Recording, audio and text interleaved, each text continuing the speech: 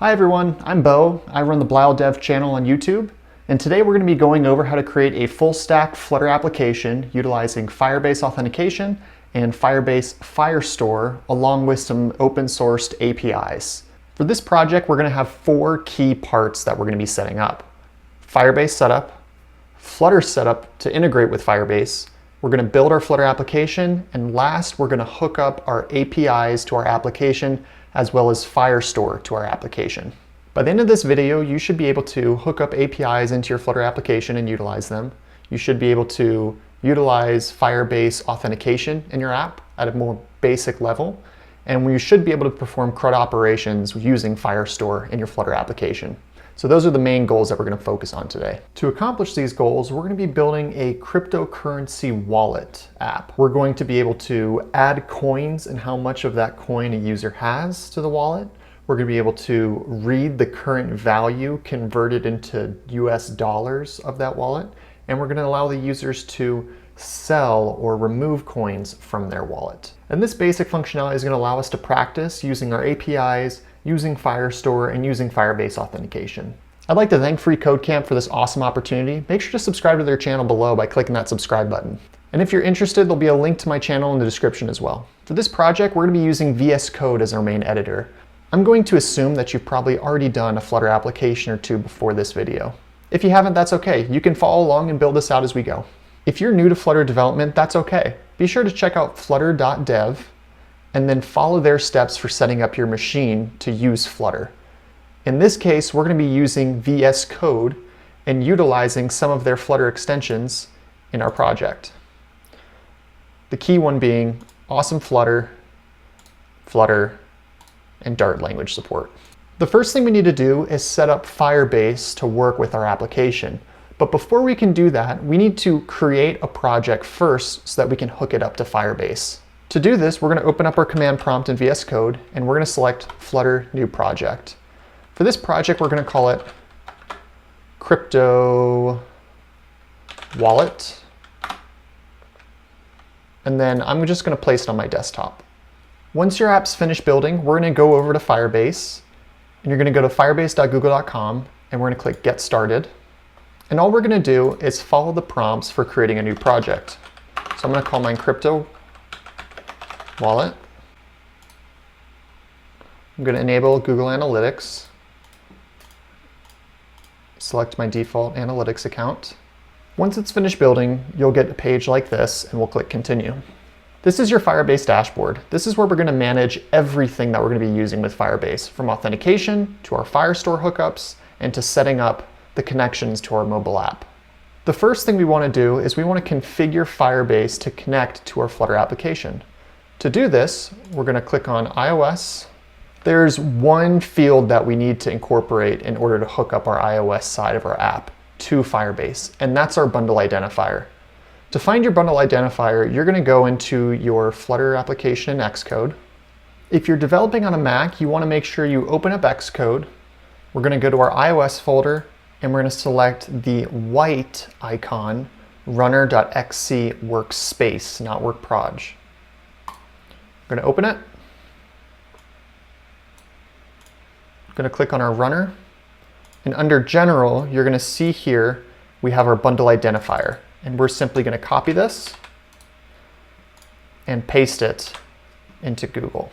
Alternatively, another way to find your bundle identifier is by opening up the iOS folder, runner.xcode project, project.pbxproj, and then you're going to search for bundle. And you're going to see here, there's a variable called product bundle identifier, and that is the name of the bundle ID that you want to use.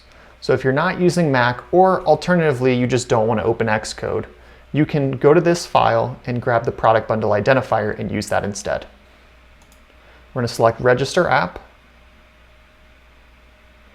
We are going to download the config file. I'm just going to drag it to my desktop. Next, we can skip this step. We can skip this step, as that is specific to Swift. And we can skip the verify. The next piece we want to do is we want to make sure we add the Android side to our app. Now this is going to be similar, but the package name is going to be slightly different.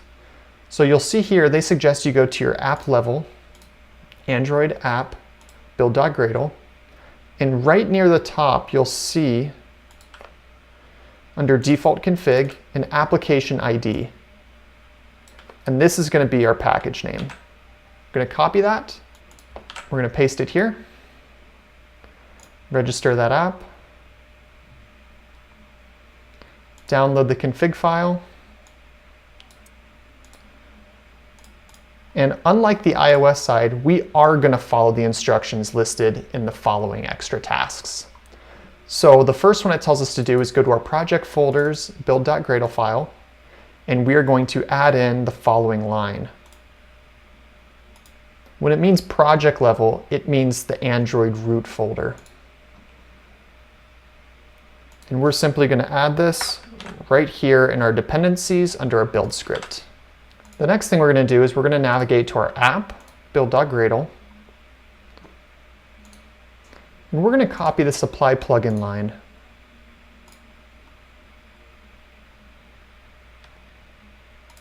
And paste it right here with the other apply plugins. And then we're going to get under dependency, we're going to add Firebase Analytics because we've got that enabled.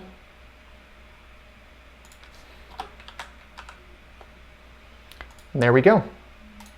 Everything's set up for Android. Skip that step. And the last thing we want to do is in our project, we want to make sure we add in our new Google files that we downloaded, our config files, our one for iOS and our one for Android. For iOS, what we're going to do is you're going to navigate to your runner folder, the same folder where you find your info.plist, and that's where we're going to place our file. Quick side note, if you're building on iOS and run into an issue where it can't find the Google plist file that we recently downloaded from Firebase, don't worry, there's a quick fix to it. Go into Xcode, right-click on Runner, click Add Files to Runner, and then you're going to want to select the Google Service Info plist that we recently downloaded. Add it, there you go. And now you shouldn't get this issue anymore. The Android Google file should be placed right within this app folder. Okay, we have two more very simple steps to follow to finish our Firebase setup. The first that we want to do is we want to set up authentication. For this application, we're going to set up a sign-in method of email and password. And we're just going to check the top box. And that's it. Now we can hook up our app to Firebase Authentication. The next thing we want to do is we want to go to Cloud Firestore, click Create Database, and we're going to start it in test mode. What test mode is, it's going to allow any read and write abilities to this database, but it's going to place a timestamp on it. We're going to use this for our testing, and once we're ready to deploy into production, we're going to change it to production mode and modify the rules. Next, we're going to select a region. Since I'm on the East Coast of the US, but I anticipate a lot of West Coast users as that's where a lot of family and friends are, I'm going to keep it on US Central. And there we have it. We've officially set up our Firebase console to manage our Flutter application. The next thing we're going to do is I'm going to quickly clean up the Flutter application in our main.dart file. I'm going to remove the theme data. I'm going to simplify this class below the homepage class, remove a title from its implementation, and then I'm going to clear out most of the contents of the clear state class. I'm going to clear out everything within scaffold and only have a body of type container.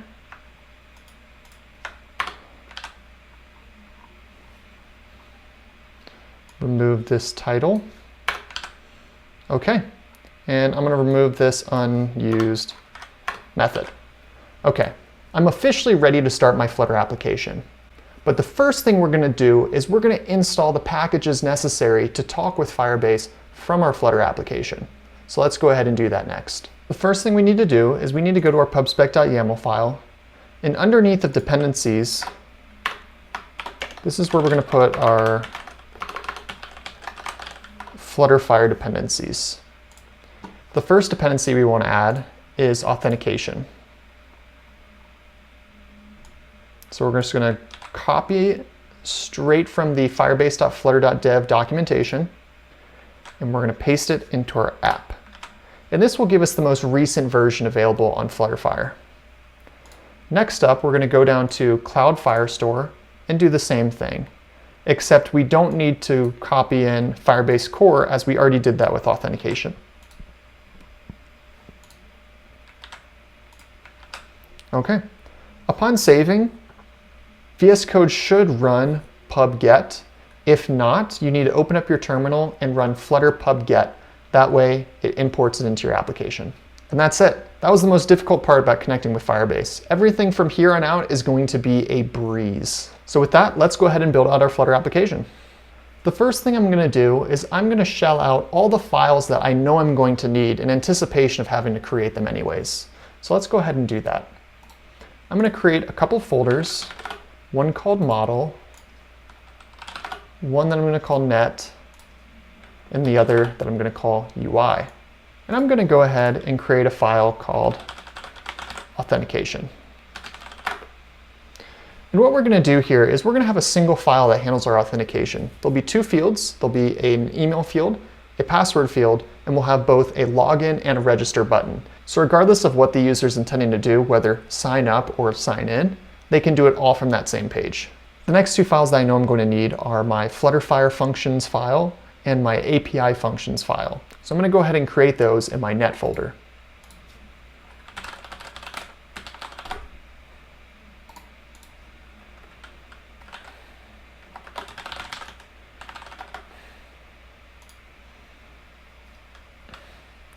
And lastly, I know I'm going to have one model class at least, which is going to contain my coin class.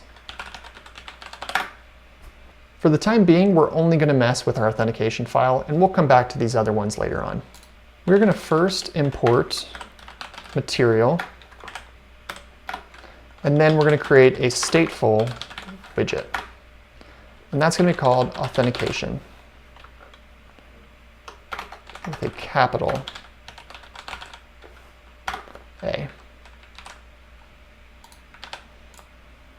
It's important to note that file names are always lowercase letters with underscores in between words, and your classes are always uppercase, camel case. So the first letter in each new word is uppercase, and the rest are lower. I'm then going to add just a simple container, and I'm going to make the container a material. Okay. The next thing I'm going to do is I'm actually going to delete the class from the main file. I should have just done that to begin with. And instead of my home page being the file that we're going to return, we're going to return authentication.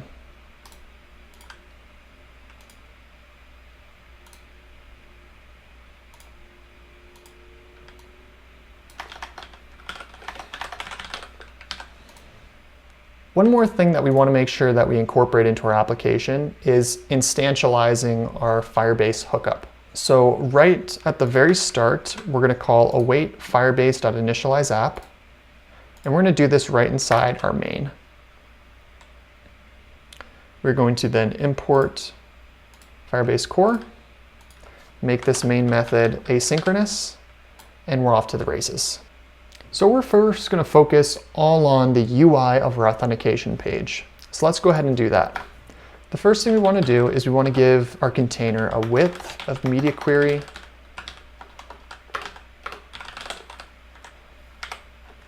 .size.width, and we're going to give it a height of media query.ofcontext.size.height. What this will do is it'll expand the container to fill the screen's max width and max height, so it'll fill the entire screen. We're then going to add a decoration of type box decoration, and this is going to allow us to modify the colors, if you want to add bordering to any containers, if you want to add any additional styling, you'll always use a decoration to do this. So I'm going to say colors dot, let's do a blue accent for now. Add a comma for some, there we go. And we're going to add a child of type text. That's just going to say hello world. The last thing we're going to do before we start up this app is we are going to add widgets flutterbinding.ensure initialized. This is a method we need to add if we're going to initialize the application in our main method. Now that all the setup is done, we're going to go back to our authentication file and we're going to get to work on our authentication page. So the first thing we're going to do is we're going to make this a scaffold that it's going to be returning, which takes a type body. So we had it as material. That was the default that the class builder object created, but we want it to be of type scaffold for this root container. And then instead of hello world, we are going to have a column. And the reason for this is we want to display two fields, an email form field, a password form field, and then we want to have two buttons, and they're all vertical. So there's nothing to the left or right, it's just up and down. And so a column is going to allow us to place all of those vertically positioned from each other. So the first one we have is a text form field. And this is going to be for our email. We're going to have another text form field. For our password, we are going to have a, let's just do it inside of a container for our buttons. Okay, and we're going to start filling these out. So what we need to do is, since we're doing a text form field, we need to have a controller that can capture the input that the user puts into the form. So to do this, we need a text editing controller. And we're going to call this one email field. And it's going to be equal to a text editing controller. And then we're going to repeat the same thing for password. We're just going to call it password instead of email field. So password field. And these are going to be the values that we're going to pass to our method when the user clicks login or register. The next thing we're going to do is we're going to add these controllers to our text form fields that we just created. So for the top one, it's the email controller. And for the bottom one, it's the password. The next thing we want to do is we want to make sure the user feels secure when they're entering their password. So we don't want to just show the password for anyone to see. We just want them to be able to see it one letter at a time. And so what we're going to do for that is there's a method here called obscure text. It's a property on text form field, and it takes in a Boolean input. So by simply saying true, what will happen is when the user's typing in, it'll block out all the previously typed characters. So that's the kind of action that we want to have. And then the last thing we want to do is we want to give these a decoration. So I believe text input decoration, no, input decorate, that's the one, input decoration. And you can see even I struggle with this, having done it hundreds of times. Don't feel bad if you have to Google something or if you have to mess around with it a little bit in order to find the field that you're really looking for. So for input decoration, this is going to allow us to change things such as the hint or the label associated with the field, styling for the input text form field. It's going to allow us to manipulate all of these different things. So what we're going to do is we're going to put a hint text, and it'll be something, let's just say email.com. The next thing that we want to change is we want to add a label. For label text, we'll just call it email. And for label style, it takes in a text style input. And we're going to say colors.white. Okay. And we're going to do the same thing for hint style. We're going to say text style color is colors.white. Okay. And by putting a trailing comma like this, the Dart formatter will format our code for us. And I think that's all we want to do for this one. So what we're going to do is we're going to actually copy this decoration. We're going to come down to password, and we're going to paste it. And we're just going to replace the label to say password. And for this one, we're just going to say password for the hint.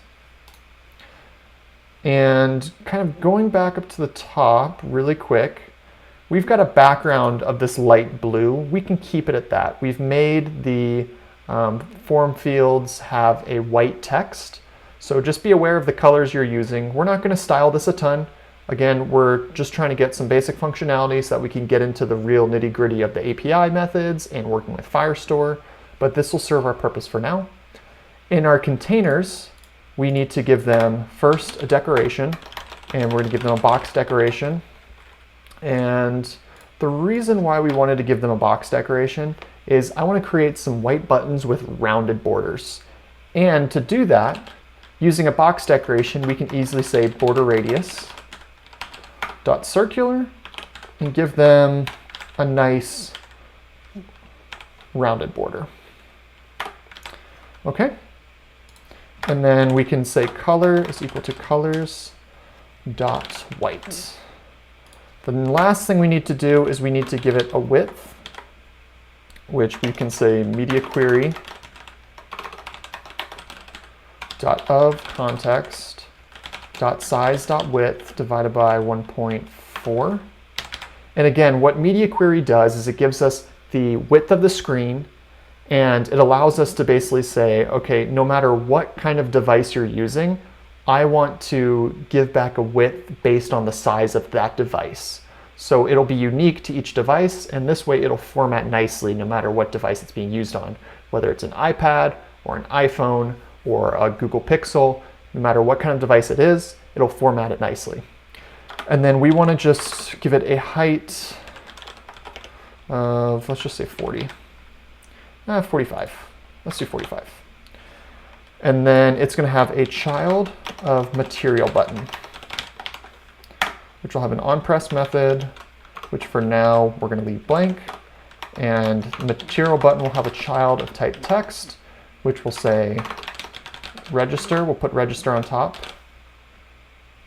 And we are going to actually just copy this container and use it for login, and all we need to do is change this to login, and we're good to go. Going back to our main, let's click run. Open up my simulator here so you guys can see. We're going to wait for it to build.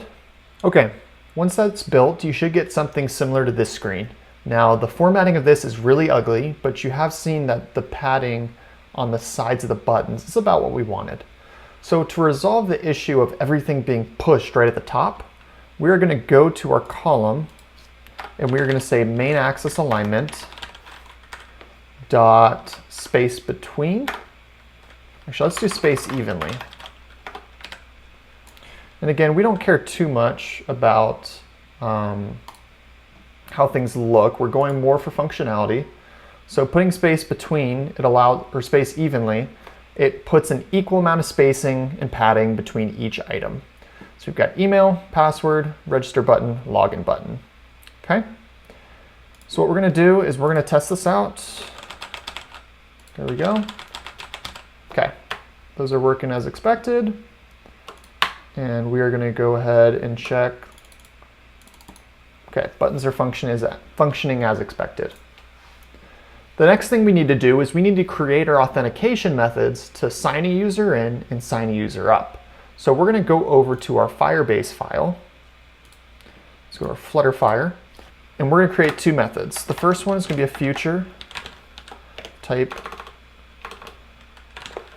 void, and it's going to be called sign in. And that's going to take a string of email and a string of password. And the second one is going to be similar. It's going to be called register. So what we're going to do for our register method is we're going to do a try catch. And for the catch, I'm actually going to just paste in this exception handling for Firebase. So you'll see here, Firebase auth exception, quick fix, import that. Okay, let's put a space between these methods for clarity. In this try statement, we're going to say await Firebase auth dot instance dot create user with email and password, to which we're going to pass in our email. Oh my goodness. And we're going to pass in our password here. Okay. So let's go over what's going on right here. So we're going to create an instance of Firebase Authentication. And this has a bunch of different methods that we can access and we can utilize, such as signing the user in, verifying email. There's a lot of different methods associated with Firebase Authentication. The one we are interested in, however, is creating a user with an email and password, as that is the method that we set up on Firebase. And all we have to do is pass an email and password. If it's successful, things will go on, it'll complete, and we can enter the application just fine. If, however, it throws an error, then we know we don't want to route the user, and it'll throw one of these exceptions right here. It'll just print it to the console. So what we're going to do is we're actually going to change this to a type of string response. Actually, let's change it to a bool. And what we'll do is if it's successful, we can return true. And if it's unsuccessful, we'll just return false. So we'll just say return false, and we'll say return false after it prints out those logs. Now, ideally, we would handle these exceptions and display the validation error that's occurring. And in an even more ideal situation, you would probably use the provider package or some other kind of state management to set up your authentication in a very smooth, clean way if you were to publish this app.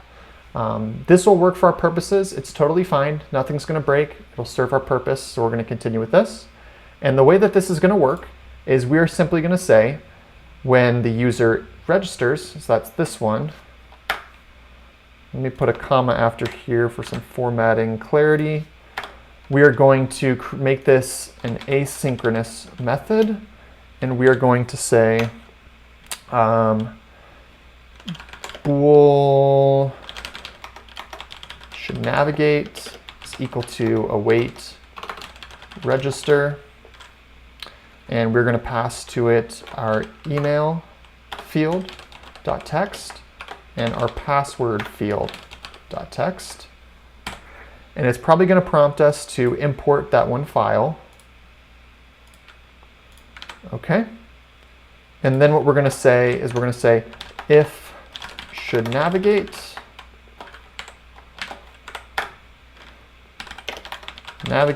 which we'll get to here in a minute, else. Actually, we don't even need an else. For now, nothing will happen. If you press it, we'll just say nothing happens. And we're going to just copy this because we're going to be doing something similar with our login. So in login, we're going to do the same thing, except it will be sign in. And this will be asynchronous as well. And going back to our Flutter file, we're going to change this to a type of Boolean for sign in. And there we go, that's resolved. Now we still need to build out the sign-in method, so let's go ahead and do that. Again, we're going to do a try-catch statement.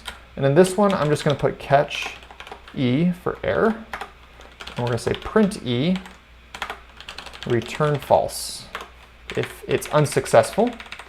And we're going to try to do await Firebase auth.instance.sign in with email and password. And then we have our email, and then we have our password.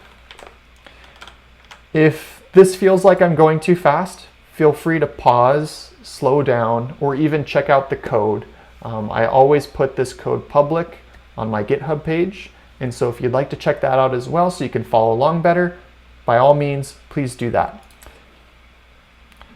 And it's still upset here because we haven't put a return statement for inside the try. So if it successfully hits this line, that means no error was thrown when it signed the user up. Therefore, we can return true and let the authentication page know, hey, you're good to go. Now that we've shelled out our authentication page, let's create one more new view that we're going to use after authentication, which we're just going to call home view. And I'm going to make this a stateful widget called home view. For child, I'll just do a text with home view. As that text, we're going to need to import material. There we go. I'm going to close that out. I'm going to remove these files that we're not using, and we're going to focus purely on the authentication, routing to the home view. So what we're going to do is we're going to say navigator.push, and this is going to take two parameters, one of context and the other of material page route.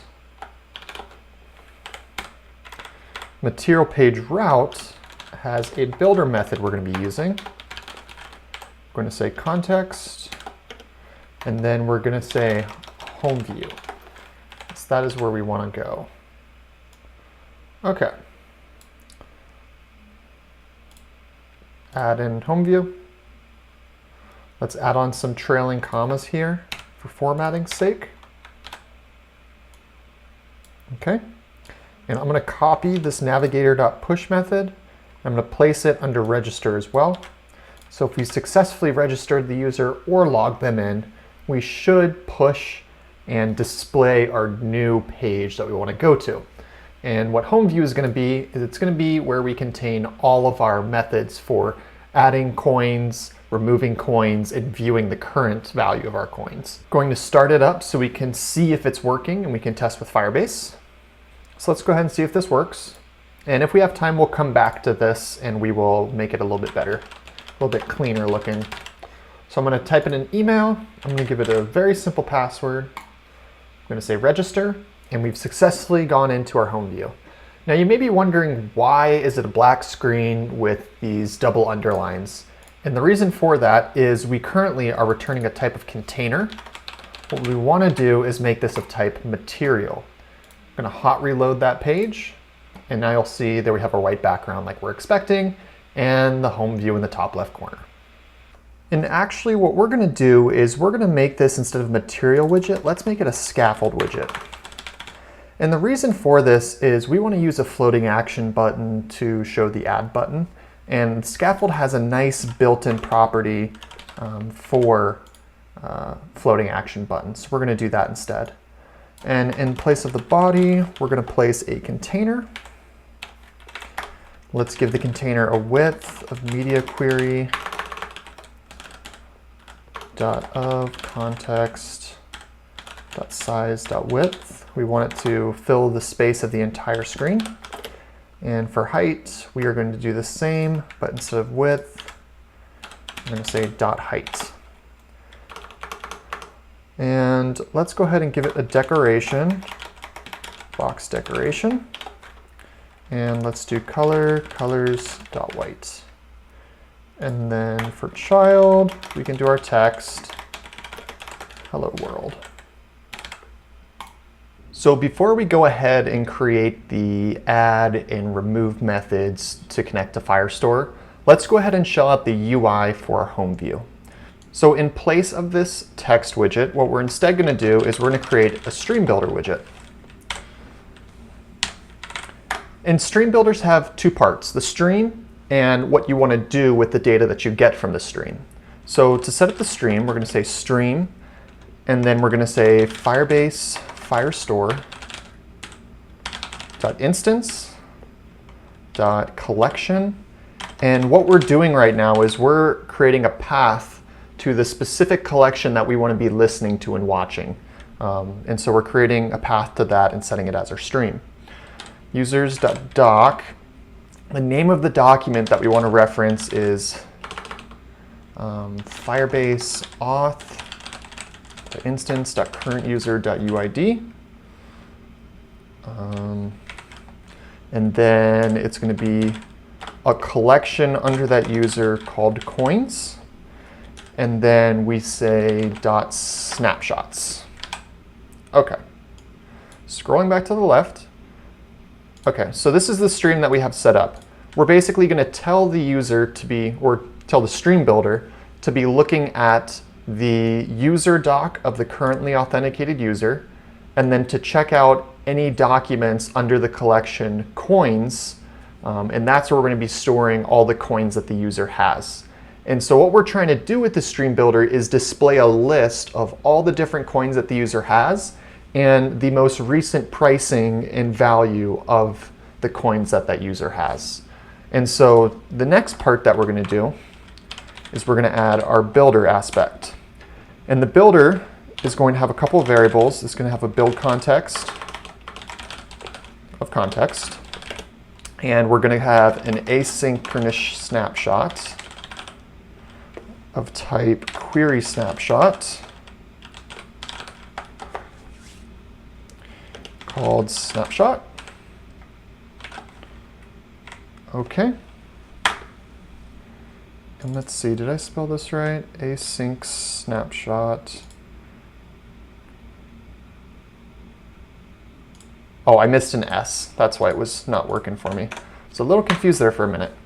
Okay, so these are the two arguments that it's taking. And what we're going to do is we're going to say if not snapshot.hasData, return centered a circular progress indicator. So what this will do is, in the case that, let me put a comma here for formatting, in the case that it is still trying to read in the data, or it's been unable to process it quite yet, it hasn't quite gotten the data, it is going to return a circular progress indicator, which will just keep on spinning until it gets data. Then what we're going to do is, outside of this if statement, we're going to have a list view that we're going to render that displays all the data, because if we've passed over this if statement, we know that the snapshot does have data, so then we can do something with it. So we're going to say return list view. And the list view is going to have children of type snapshot dot data dot docs dot map, and we're going to map those to a variable called document. Okay, we're almost there. And after it, we want to say .toList. So we're going to list them out. Okay, yes. And then what we're going to do is, inside of here, we're going to say return container, and the container is going to have, let's say, a row element or a row widget, and it's going to have two children. We're going to have coin, we'll call it coin name. And then for the second one, we'll call it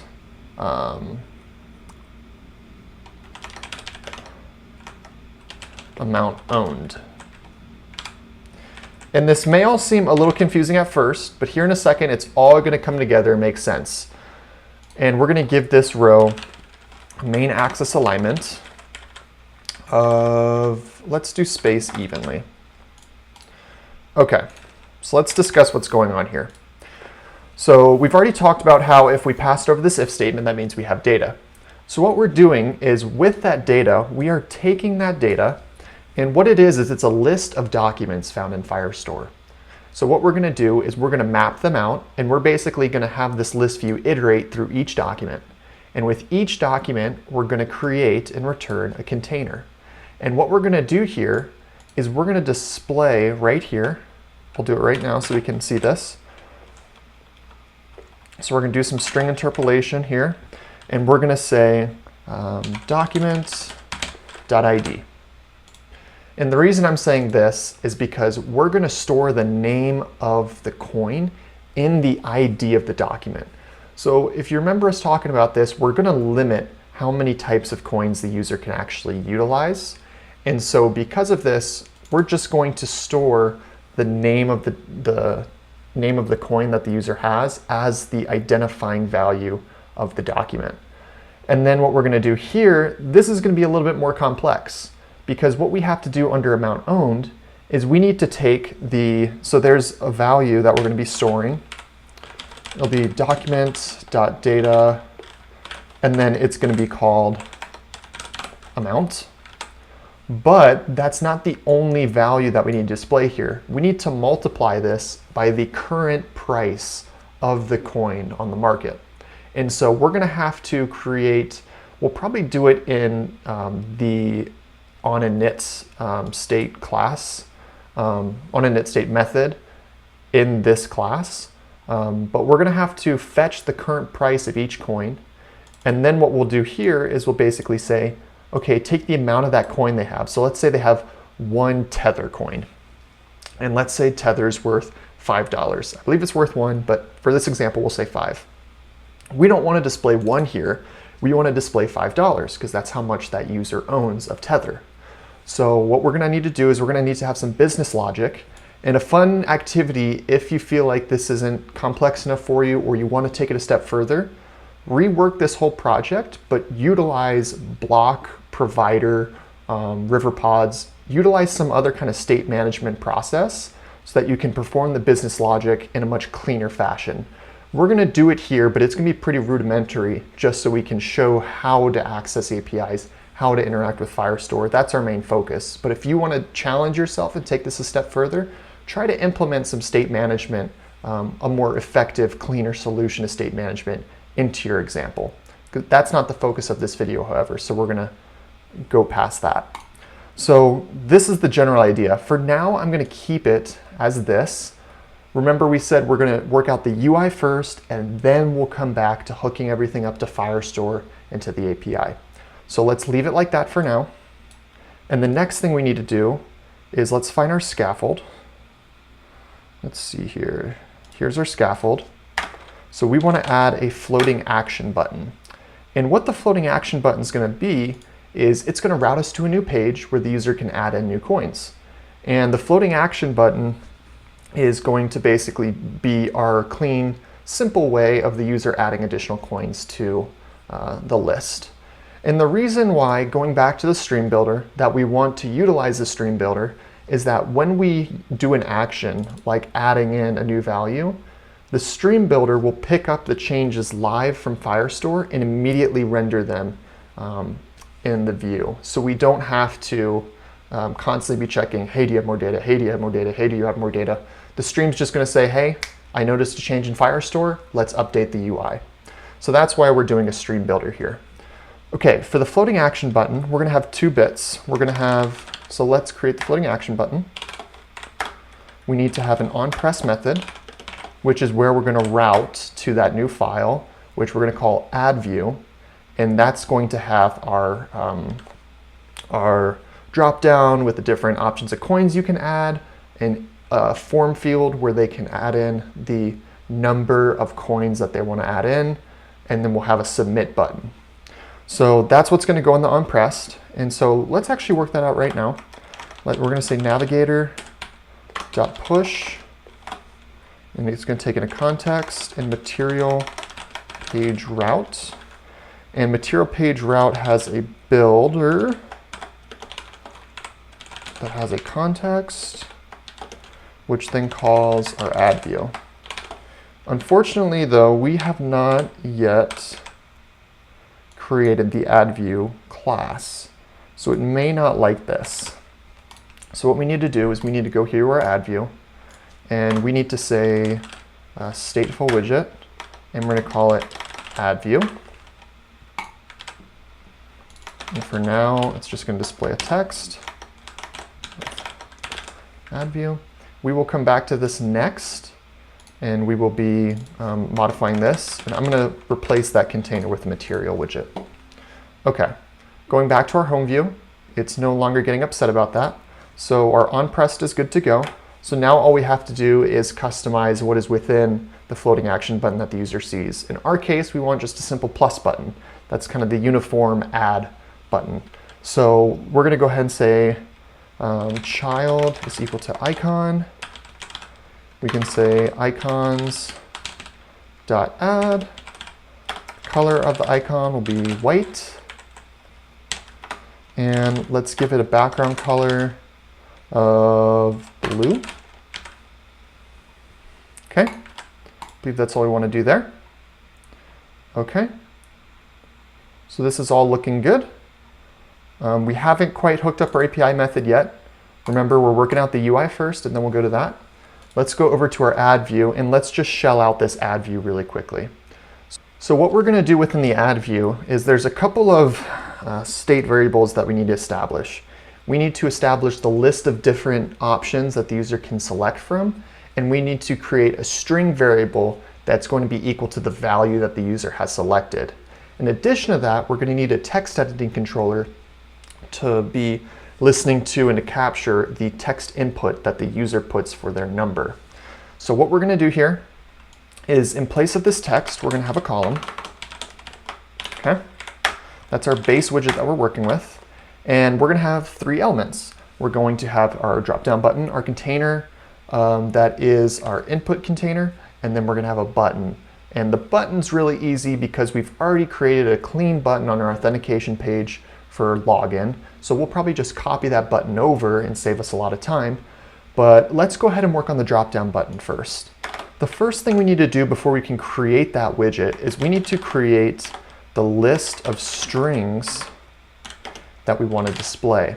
So I'm going to call this coins, and I'm going to set it equal to a list of 3 coins. We're going to have Bitcoin, we're going to have Tether, and let's have Ethereum.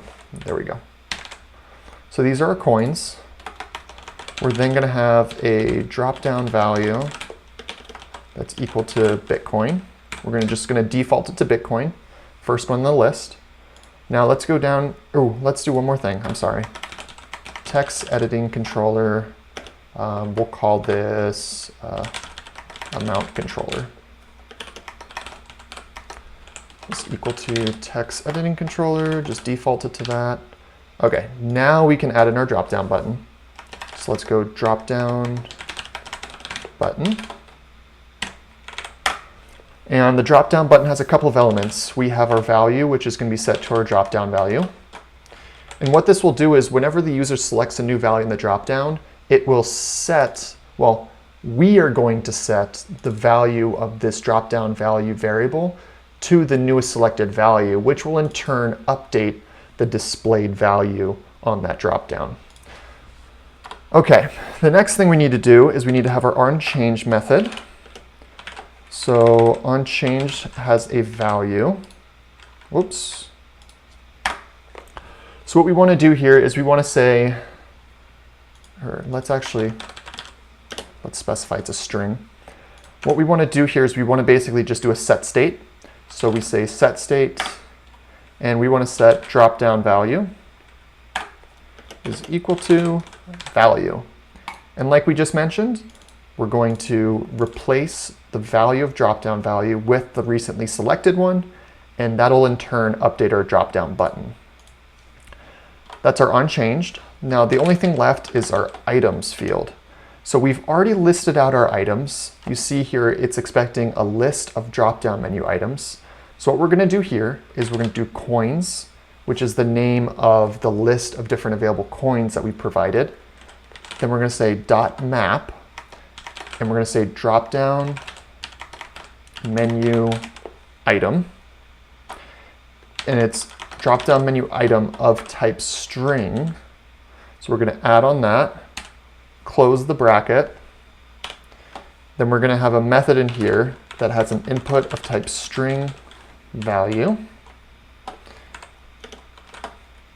Okay. We've got to be very careful with our commas and our closing brackets and make sure everything's working well. Okay.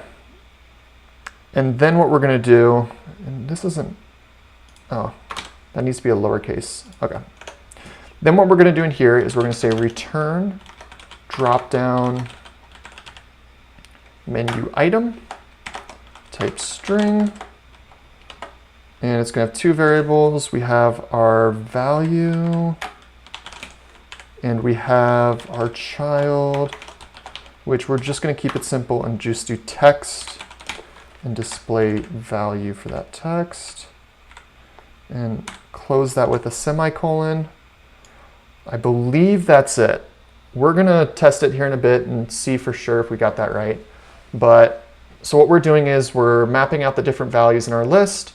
For each value, we're creating a drop-down menu item.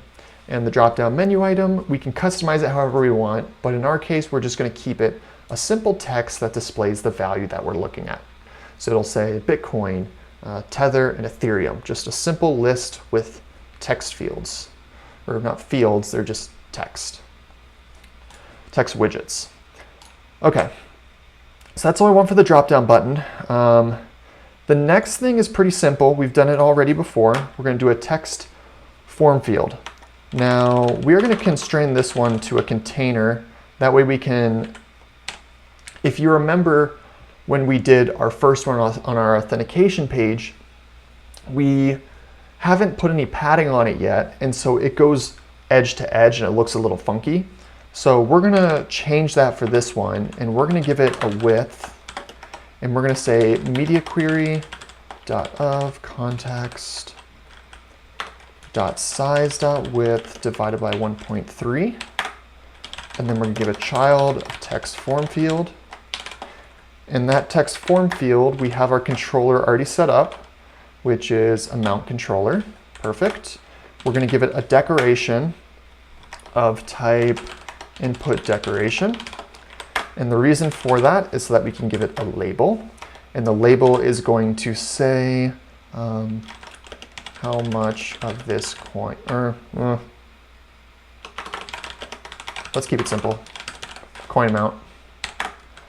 And I won't mess with the styling. We'll just keep it simple in this one. If you'd like to spruce it up yourself, have at it. Be a great practice in working on your styling skills and your widget formatting skills. Okay, and I think that's all we want to do. Be really simple.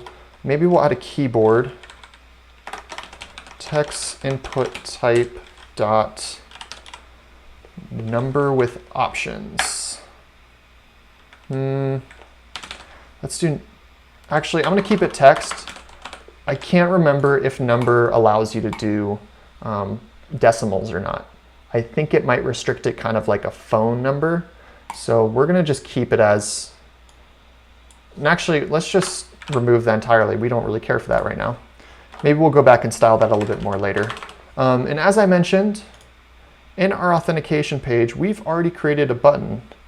So let's take this material button here. Whoa, okay. Whoops, too much. There we go. Copy that. Exit out of that, close that guy. Paste. Instead of register, we're going to say add. And in this, this is where we're going to call our Firestore method for adding. But we haven't set that up yet, so we're not going to worry about that quite yet. Okay, so we've got our three fields, our dropdown, our coin amount, and our button for adding. And after this, we need to say navigator.of context.pop. And what that'll do is it'll remove this material widget from the screen and bring us back to the original screen that we were on, which is home view. Okay, I'm going to start this up and let's check it out. Okay, so it's built, and let's go ahead and log in. And we're going to come back to this. I don't like the styling whatsoever. Too spaced out, not enough padding. This text, the black when everything else is white, it's a little funky. So we're going to come back to this as soon as we finish testing and getting this right, and clean this up just a little bit. Log in. Okay, this looks good. There's nothing to display, so I'm not very surprised. We'll have to check it out once we're starting working with data, and maybe we'll have to modify it a little bit and clean it up. But for now, this is great. We've got our floating action button. Let's see if it navigates us. Okay, and we're throwing an error. Type mapped list iterable is not a subtype of type list. Okay, so that'd be here in our add view, and I'm assuming it's this method right here.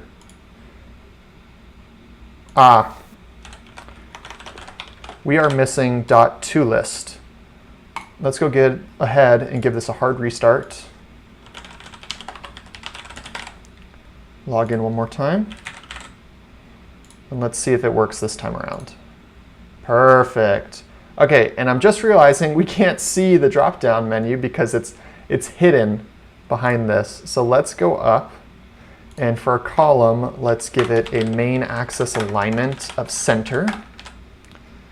Give it a quick restart. Don't need to restart the whole app. Okay, this is looking good. This is how we want it to look. Okay, if I pull open the keyboard in the emulator, this will work. Maybe we'll tinker with the other keyboard types later. And we got add, and add for now just pops you, nothing more. Okay, so that's good. I'm gonna close that down. And let's go back really quick to our authentication page. And let's clean this up. Like I was mentioning earlier, there's a couple things I didn't like. So the first thing to do is the white. We want to make it white, not black. So I believe that all we need to do is this. Done. Okay. First thing that was bugging me, taken care of. The next thing that was bugging me is the fact that these text form fields went end to end. I want to put some constraints so that they're less. So what we're going to do is we're going to just cut them. We're going to place them inside of a container widget. And we're going to give that container widget a width of media query context.size.width divided by 1.3. And we're going to do the same thing for the first one. We are going to say child. Let's take the widget width from that one and paste it into this one. Let's change this to center instead of space between. And then let's just put some size boxes for now. Let's do media query .of context size.height divided by 35. That should be good. Just like a nice, decent padding. Nothing too crazy. Put them between all of our objects so they aren't smushed on top of each other. And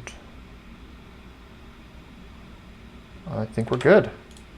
Okay, we're going to give this another run, and let's see how those improvements look. Okay, this is looking substantially cleaner than what we originally had. So let's go ahead, just do this one more time. Yep, that looks great. I'm going to remove this keyboard for my own sake. Log in. Everything is looking good. Okay, let's close this down. And let's shift over to our API methods and our Flutterfire methods. So we're going to start with our Flutterfire methods first, and we're going to be doing something interesting with our add method. So we're not necessarily just creating a new document. We're potentially updating at the same time. So we need to know what is the current value that's inside of that document. And we want to potentially add onto that value if it exists. So the way that we can do this with Firestore is something called transactions. So what we're going to do is we're going to run a transaction, and essentially we're going to be opening up a document in Firestore. We're going to be reading the current value if it exists, and then we're going to be adding onto that value. And this way we can easily increment the number of coins that a user has. So let's say I add 1 Bitcoin today. I come back tomorrow and I add 0.02 of a Bitcoin. Now I don't want to replace the document with 0.02. I want to add on to the existing 1 so that the document reads 1.02. The transaction is going to help us do this. So what we're first going to do is we're going to create a future method, and I'm just going to make it a Boolean, and we're going to say add coin. And the reason for it being a Boolean is this is just a simple way of telling the client, hey, it worked or it didn't work. So we're going to turn true if it did, false if it didn't. Because we're not necessarily needing any data on the front end from it. All we want to know is, was it successful in adding or not? So we need 2 variables that we're going to be using for this add coin. I thought about it at first and thought about utilizing a coin class, but it's really not real. I thought about using a coin class at first, but it kind of felt like we were pushing it a little bit when all we really needed were a couple of simple variables. So what we're first going to do is we're going to have string ID, and this is going to be the ID of the document that we're going to be referencing. And in the case that the document doesn't exist, this will be the name of the new document that we're creating. And then we're going to have another value called amount, which is also going to be of type string. The user, when they input that number, it's going to be a text string. We're not going to bother on the front end worrying about formatting into a nice double. We're going to handle that here in this method instead. So we're passing it in as a string. And of course, because this is a future method and we are working with Firebase, there is going to need to be an asynchronicity to this method. The next thing we want to do is we're going to do a try-catch statement. Whoa. Okay. And if we fail, if the try isn't successful and it catches an exception, we're going to return false because it was unsuccessful in adding to the database. And then what we're going to do is inside the try, we're going to say string UID, because we first need to access the document of the user before we can even think about accessing the documents for the coins. So we say string UID is equal to Firebase auth.instance.currentUser.UID. This will give us the UID of the current authenticated user. We're then going to say var value is equal to double.parse amount. So we're taking our string and converting it into a double. And if we have more time, this is another thing that you can do in your free time. You can add some validation to ensure that the string that's coming in is of a type double. Or simply, we can add some validation logic to the front end on the add button to where we don't allow them to add until they format their number correctly. And then what we're going to do is we're going to say document reference. And what this is going to be is we're going to set this equal to the reference of the document that we want to update. So it's going to basically be collection user, document users UID, collection coins, document the coin ID. And that is going to be the path that we're giving this document reference object. So we're going to say Firebase Firestore .instance .collection users, sorry about that, collection.users.doc UID .collection coins .doc ID. Okay, so that is our document reference. And the reason we need to grab that is this is the crucial part of the transaction method that we're going to be using. So now we're going to say Firebase Firestore .instance .run transaction. And it's going to be, instead of this, okay, it's going to be a method. And it needs to be asynchronous. Okay. And we're going to say document snapshot. We're going to call it snapshot is equal to await transaction, which is the value that run transaction produced for us. Transaction.get, and then we want to pass in our document reference. Okay. Okay. Making good progress here. So now that we have our snapshot, it's essentially a capture of the data within that document. We can say if snapshot.exists. So this means if there's not any data, like not necessarily not any data, but if not exists. Essentially what this means is this document does not exist already. Like the user has not created a document for this coin yet. So let's say we're adding Bitcoin and the user's never had Bitcoin in their profile, it'll hit this clause. Okay. So what we want to do here is we want to set a new document because just because it didn't exist doesn't mean we don't want it to exist. We want it to exist with our new value. We just don't want to, there's no other logic that needs to be put into play. It's not like we're adding an old value as well. So we're going to say document reference .set. And in here, we can set amount equal to, and we called it value. And then we can return false. Actually, we can return true. I'm sorry about that. Don't know what I'm thinking.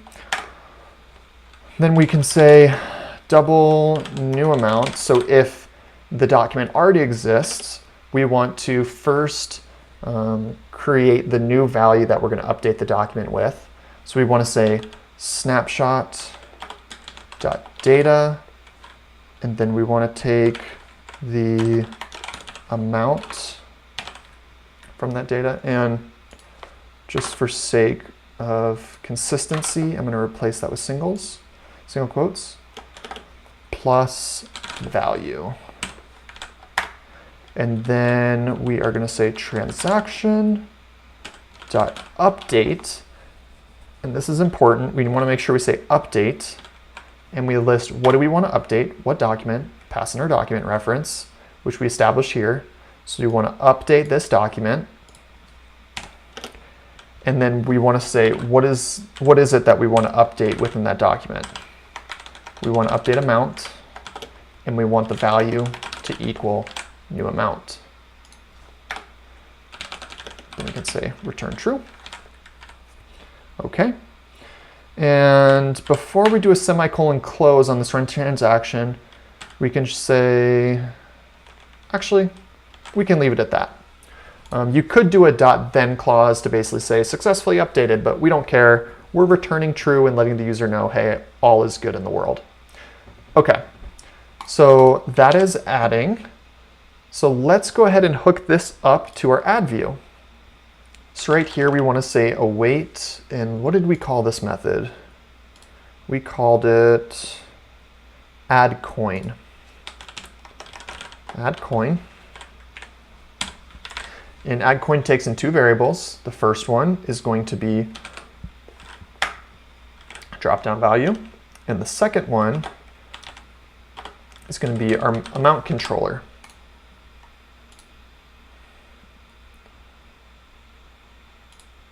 And we need to import our Flutter file. Okay, that's looking good. Now let's go ahead and give this another run and see if our stream builder displays the coin once we've added it, and also make sure that it's actually even adding the coin in the first place. Okay, let's go ahead and log in.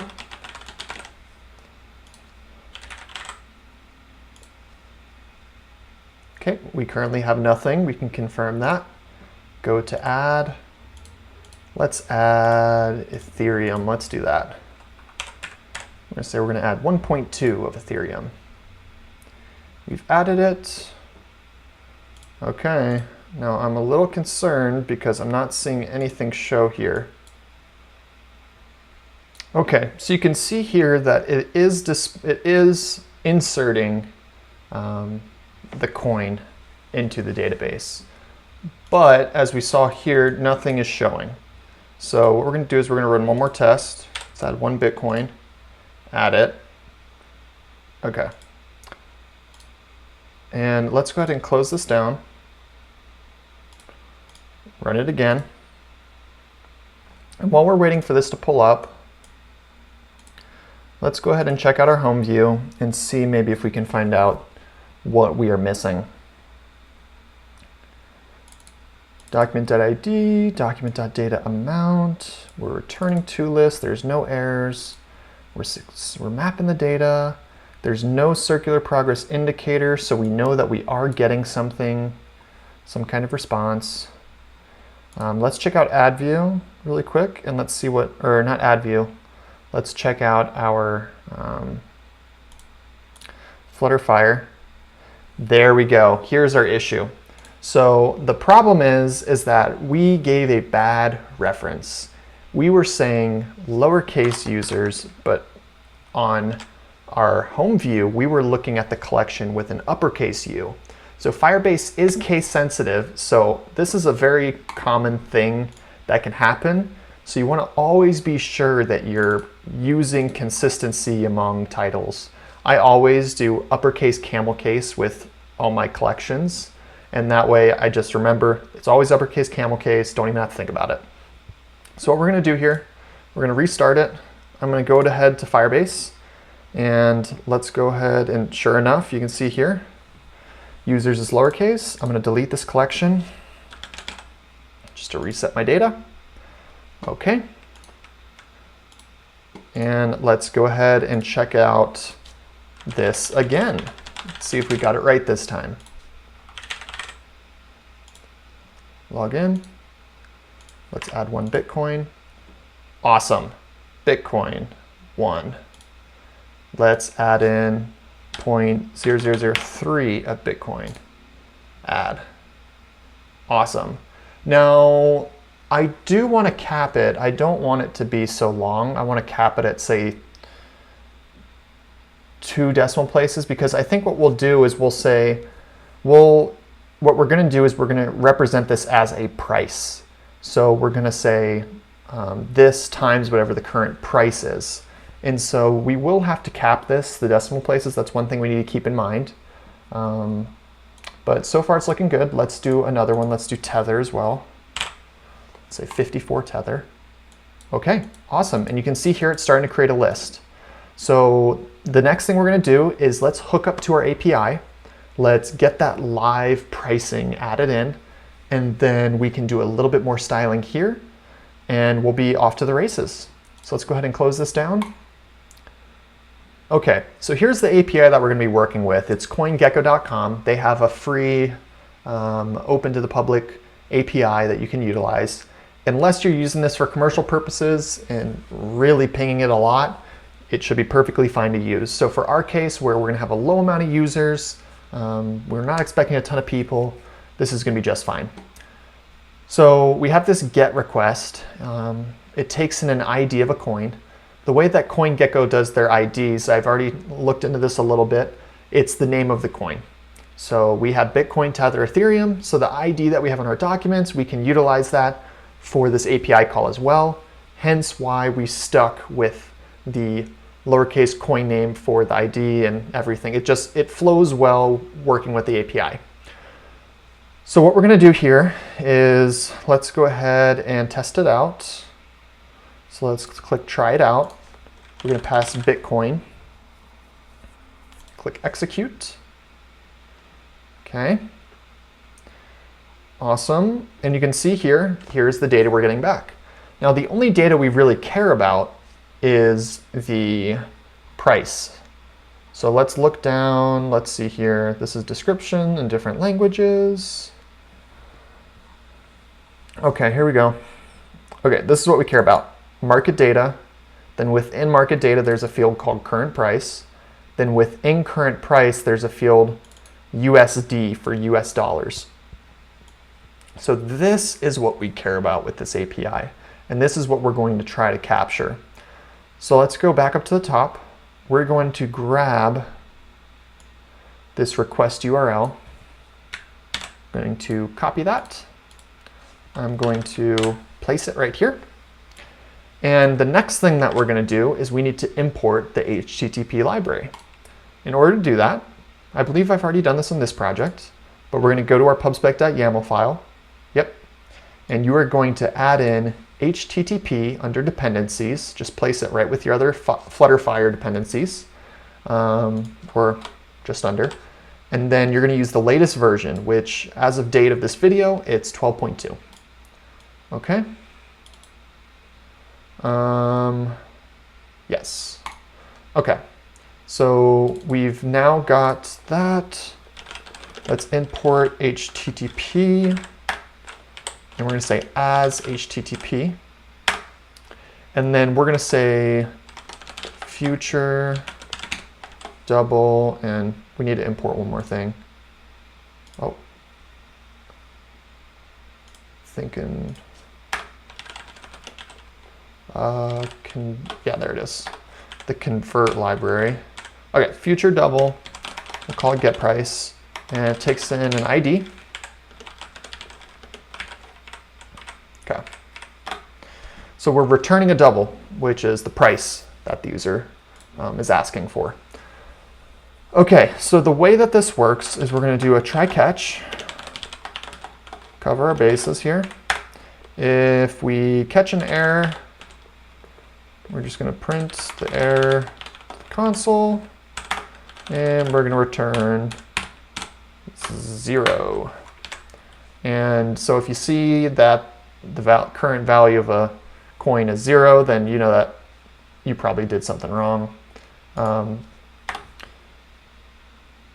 Okay.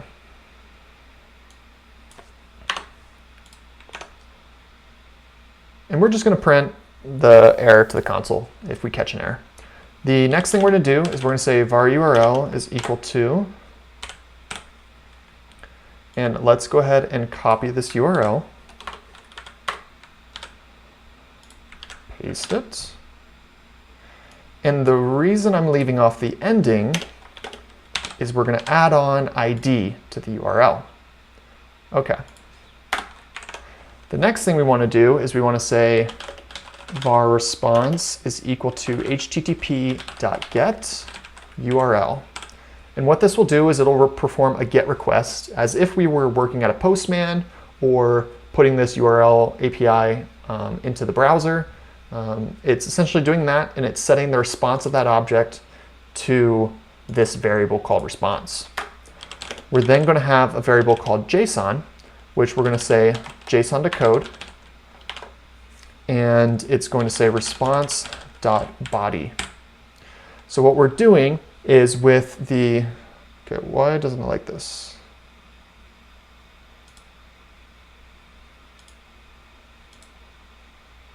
Response.body, that was incomplete, that's why. Okay, so what we're doing with this is we're saying, take your response object, and with your response object, I want to take the body element, and I want to format it in JSON format. And what we can do with this is we can then say value is equal to JSON, and I believe it was called market data. Let's confirm. Yep, market data. Oh, not dot. I want to do another one of these. It's called current price. Current price.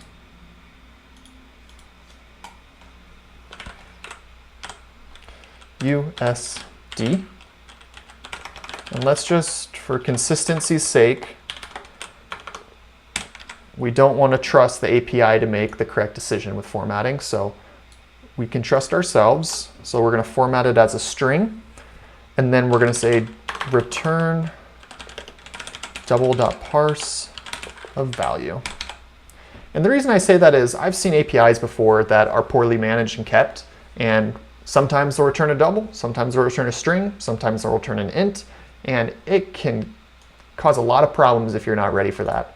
So I find it best just to take matters in my own hand, make sure we have a uniform string that we're reading, and then do with the string as we want afterwards. So what this will do is this will return the price of the coin that we're dealing with. So now what we want to do, we're done with add view. We're going to go back to our home view, and we're going to manipulate this a little bit. Okay, so the way that we're going to work with this data is we're going to do the following. We're going to say double Bitcoin is equal to 0.0. Do the same for Ethereum and for Tether. Then we're going to override our init state. And what we're going to do is we're going to say get values.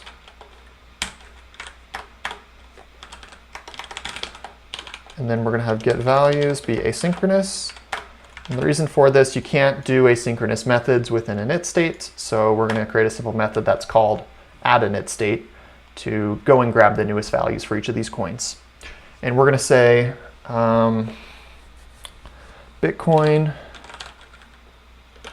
is equal to get price of Bitcoin. This needs to be a weight. And we're going to do the same thing for Ethereum. And for tether,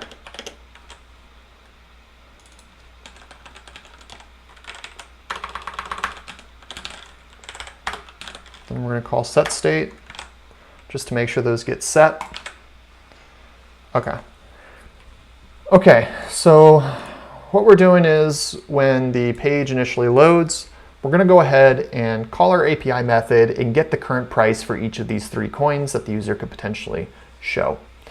And then what we're going to do is we're going to have another method within our widget that's going to be called getValue, but this one's going to have parameters. It's going to have ID, and it's going to have a double of type amount. And what we're going to do here is we're going to say if ID is equal to Bitcoin, return Bitcoin times amount.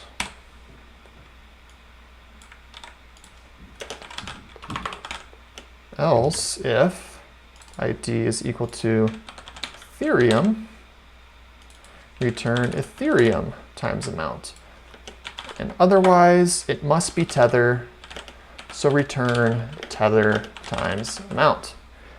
Okay, so what we're doing here is we're going to be calling this from within our individual rows to get the current price. And so we're going to say, okay, get the current price of Bitcoin and multiply it by whatever amount that you're passing me that the user owns of that. And so we're going to say, pass the coin you're looking at, and we're going to check and see which one it is. And then we're going to multiply the current price of that coin by the amount of that coin that the user owns. So utilizing this method, we're going to go down here into our stream builder, go into our list view, and for amount owned, we are now going to say get value. Oh my goodness, I'm having trouble here. It's going to be document.id, and then the second variable is the amount of that coin. Okay. We want to put a $sign in front of it, and we want to say .toString, or let's do toFixed, or that's what it is, toString as fixed, and let's go to 2 decimal places. So this will make sure that if our number that we get back, our double, has like 2 plus, like it could have like 5 decimal places, we want to make sure we only show 2 so it looks like a legitimate number. And keep in mind that this is in US dollars. If you'd like to use a different currency, you can look at the API documentation. You can figure out which one is represented represents your country. So for example, we have the euro. I believe Canada's in here, CAD. It has pretty much every common, well-known currency on here that it can compare to. Okay, so let's go ahead and test this out and make sure that it is giving us the proper price. And so we're going to run this, and while we're running it, we're going to go ahead and check out Firestore really quick, give it a refresh. And let's see roughly what we think it should equal. So we have 108 tether coins. Let's see, tether to $. Okay, 1 tether is about $1. So we should see about 108 for tether. And for Bitcoin, we have, okay, let's see, 1 Bitcoin price. And we should see 10,800 to 10,900, somewhere in there for Bitcoin. Let's pull up in our emulator. Let's log in.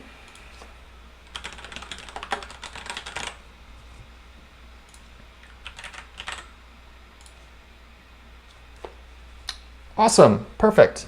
Not exact. Well, actually, what do I know? I was given a rough estimate, but it looks like that's correct. Like that's the amount that we want to have. So the last thing we need to do is let's go ahead and give these some styling, and then maybe we can even add in like a X icon. And if they hit it, then we just sell everything. We just clear out that coin just so you can get familiar with how to delete things from a document. Okay.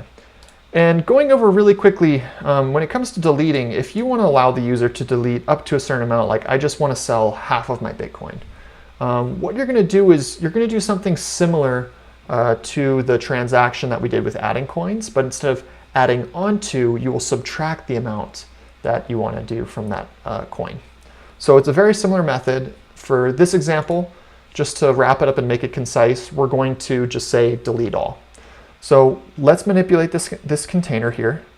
So the first thing we can do is we can give it some decoration. Give it a box decoration. We can do a border radius, dot circular, let's do 15.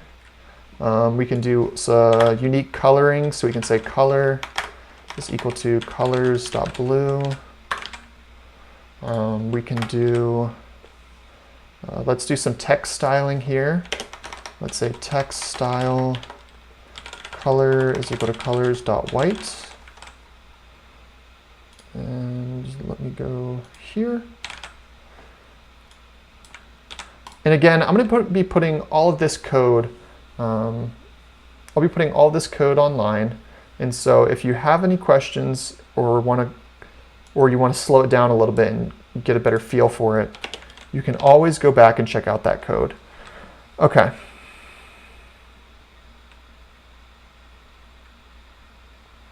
Oh, I'm sorry. I forgot the key part of styling is the style tag. I was wondering why I was getting a little error there. Okay. That's good. We're going to wrap this whole thing. So container, we've given it a width. Have we? We have not given it a width. Oh, we have. No, we haven't. Okay. Sorry for the back and forth. Let's give it a width.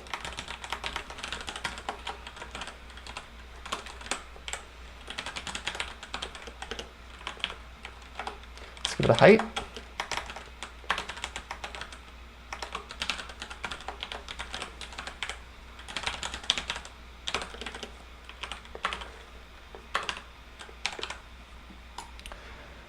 Give it a hot reload.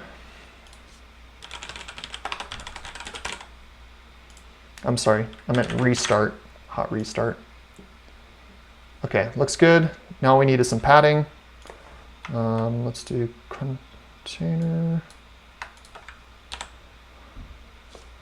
return padding. Child is container. And padding the edge insets dot vertical dot only top 5.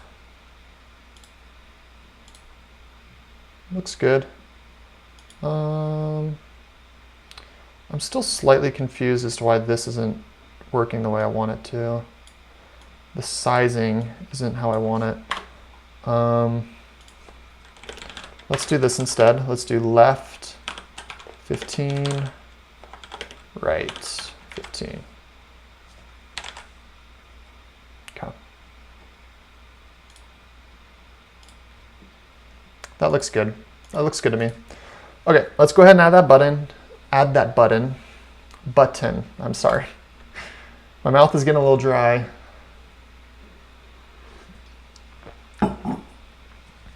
Okay, let's go ahead and add that button. And what I'm going to do to create a little bit more room, I'm going to delete this. I think it's pretty self-explanatory when you see the $sign. And I don't think we need to include name.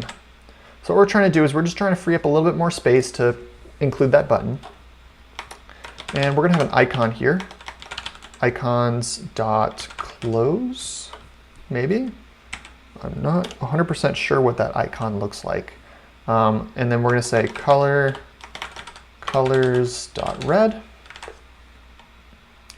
And actually, now that I think about it, we need an icon button.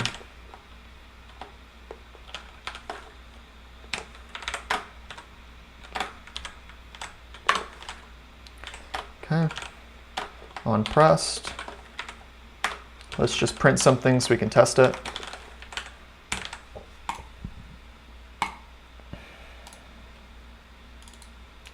Okay.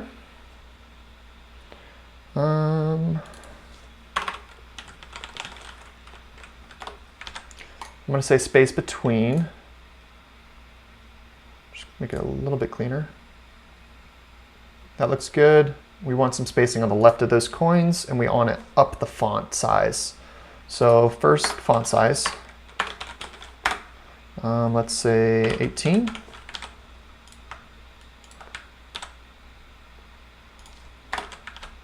And add in that padding on the left.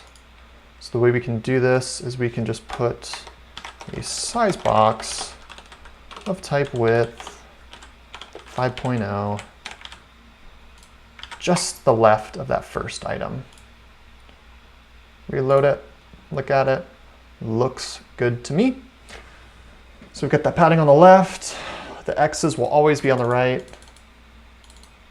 Let's see if that was printing or not. Output, terminal. There we go, debug console, that was what I was looking for. Let's try this again. Okay, that's good. So now we can move on to our remove method. So let's go back to our Flutterfire. Let's create a future method. Type bool, and we'll call it remove, and we'll pass in an ID.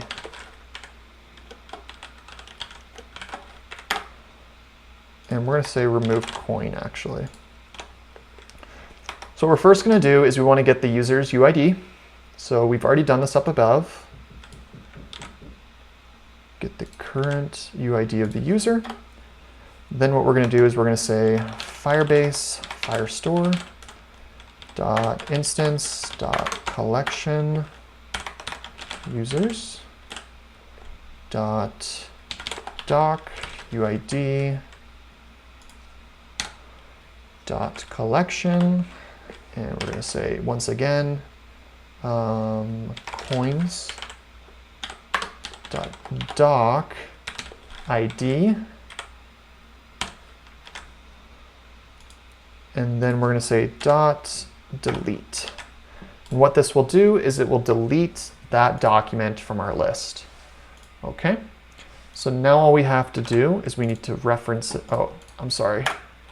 And return true. Now all we have to do is go back to our home view. Within our icon button, we can say async, and then we were just going to say await, or we called it remove coin.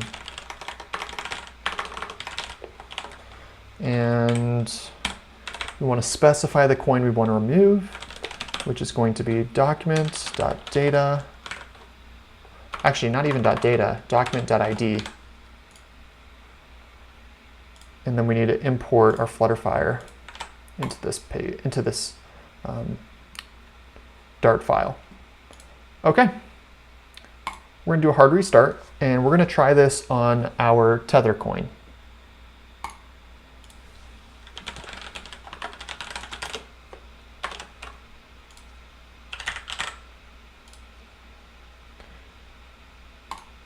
Okay, it's gone from our list, but let's double check and make sure it truly removed it.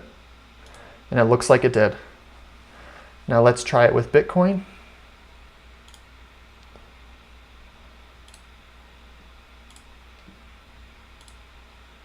Let's go back to Firebase, and it removed Bitcoin as well. Awesome. Let's go ahead and just add in. Perfect. Okay. So we've successfully completed our crypto wallet. Clearly, there's always a lot of other things that you can do with this. If you'd like to challenge yourself a little bit more, I would suggest doing the following things. 1, incorporate some more advanced business logic state management into the app. 2, establish some classes and work on API usage and improving how you utilize responses.